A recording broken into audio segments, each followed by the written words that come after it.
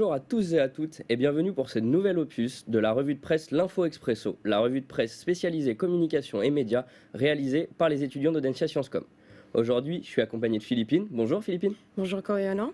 Et on commence sans plus attendre avec le géant Snapchat qui est en perte de vitesse. Philippine, pouvez-vous nous préciser cela ? Oui, bien sûr. Alors en effet, la fameuse application américaine s'est complètement écroulée en bourse à Wall Street. Et c'est d'ailleurs la Tribune qui en parlait ce 12 octobre 2018. Après une perte de plus de 3 dollars par action et en moins de 5 jours, Snapchat se devait de réagir et a décidé de lancer des mini-séries. En effet, 3 fictions vont être lancées d'ici peu. La première sera une série policière du nom de Classes of Lies. Une autre sera une Endless Summer, une télé-réalité américaine. Et pour finir, une troisième sera lancée, ce sera une comédie du nom de Coheed et elle sera tournée un peu plus tard.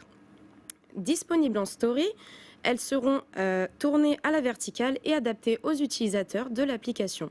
Ceux qui auront la chance de posséder un casque en réalité augmentée pourront se glisser au sein des rôles des personnages principaux des séries.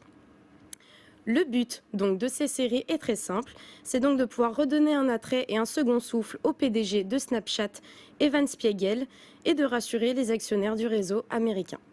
Je vous remercie Philippine. Et on enchaîne tout de suite dans cette optique de jamais vu avec une nouvelle actualité parue dans La Réclame la semaine dernière qui pourrait plaire éventuellement aux stars de télé-réalité. En effet, un parfum composé de déchets va être lancé en France. Son nom, I Am Trash, les fleurs du mal. Vous avez bien entendu.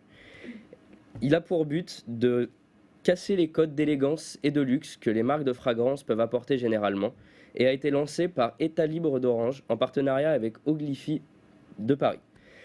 La campagne d'affichage aussi a été créée par ces deux marques et permettra de faire un rendu original et identifiable. En bref, la publicité souligne l'importance et la renaissance du recyclage et clame « Trash but never waste ».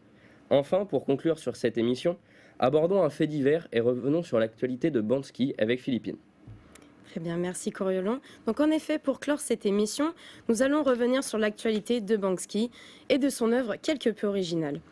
Aussi mystérieux que fascinant, le street artiste est connu dans le monde entier pour ses œuvres qui cachent très souvent des messages, que ce soit des messages anticapitalistes, antimilitaristes ou bien libertaires.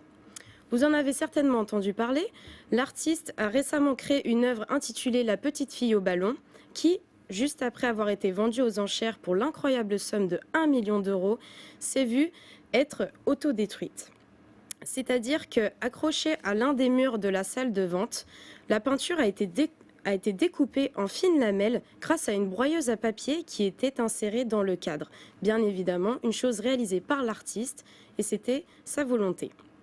L'œuvre a ensuite laissé place à de nombreux détournements créatifs qui ont complètement inondé le web, donc avec notamment comme par exemple McDonald's ou bien encore la célèbre marque Ikea, symbole même du capitalisme, qui se sont bien amusés avec cet événement et qui se sont permis de faire des détournements.